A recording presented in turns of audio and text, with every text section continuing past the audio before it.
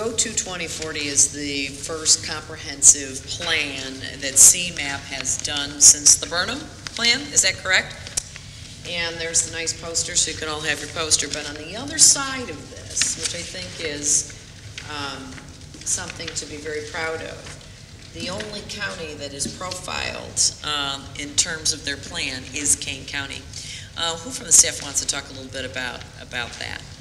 It's just, do you want to talk about it, Heidi? Or Mark?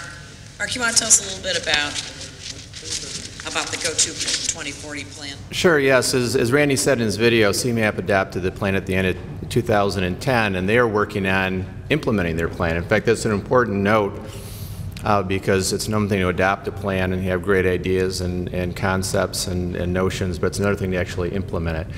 So CMAP for the first time is working on implementing their plan. They just came out with I think it's about an 80-page report on the region's efforts in the areas that were focused on their plans. One of the things that their plan focuses on is livability. That has to do with housing, sustainability, economic development, a whole variety of things, open space, what they call livability. And first of all, in their report, they include Kane County 4 different times. Fit for Kids, Transportation Department, the 2040 plan, Energy Plan. They wanted to do something special to really get the word out to the communities in the entire region, and they came up with this idea of doing a poster with the attractive front and then highlight certain parts of their plans being implemented on the back. And for livability, they selected Kane County to do that, and there's a nice text that kind of summarizes the many facets of planning that the county's been undertaking and moving forward with. So we're very pleased that that you all, the Kane County, was highlighted for this effort, and hopefully it inspires others in the region as well as us to continue the work of now adapting and then implementing our own plans. Thank you, Mark.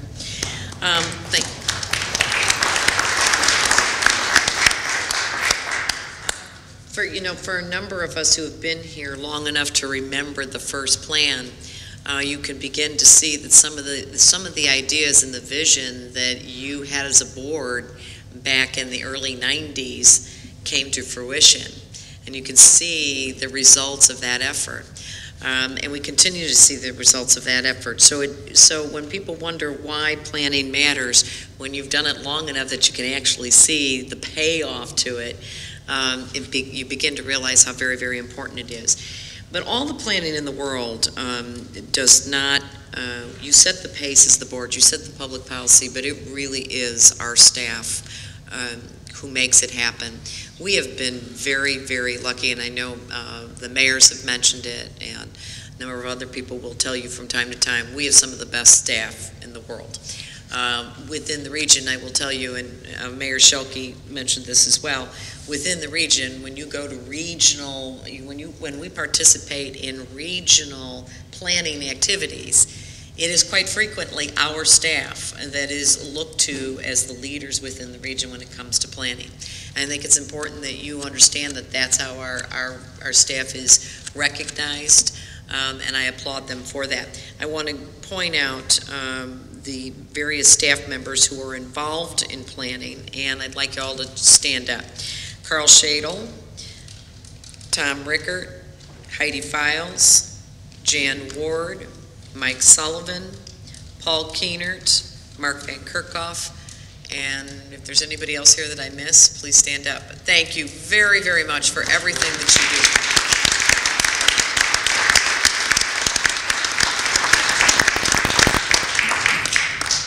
Also, Mark, could you tell us a little bit, but we received a grant for our 2040. I don't think we talked about that.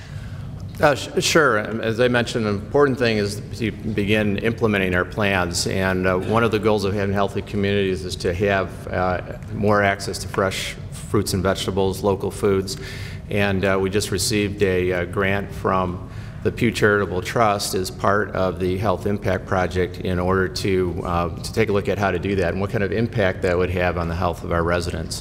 So we're very excited about that as being one of the grants for implementing. We've received some other grants and support, including doing green infrastructure planning and evaluating parcels for growing local fruits and vegetables and local foods. So it's a conglomeration of grants and looking for outside opportunities to help support the implementation and work to move these things again forward. And we continue to pursue new opportunities to do that too, to bring funds and resources to us and our municipalities and other partners in planning. Thank you for that. Thank you. And Heidi, can you tell us a little bit about the Route 47 plan and the award you just won for that? Sure. I could also just mention a couple things that the CMAP grants and implementation support that we've received for our transportation plans.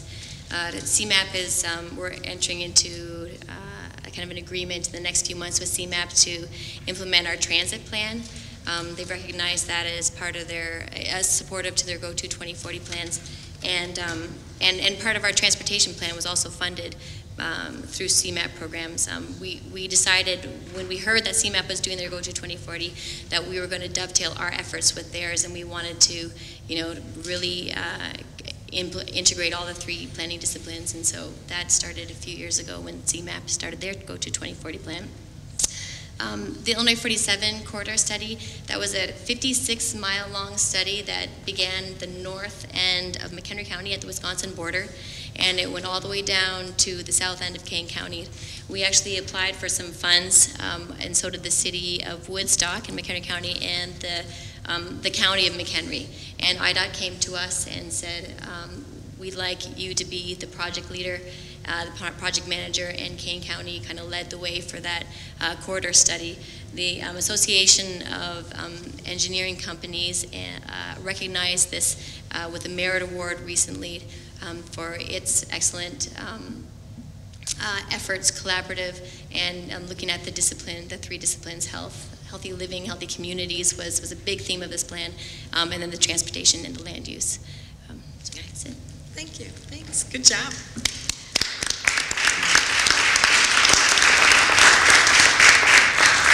Also in front of all of you is a newsletter explaining basically the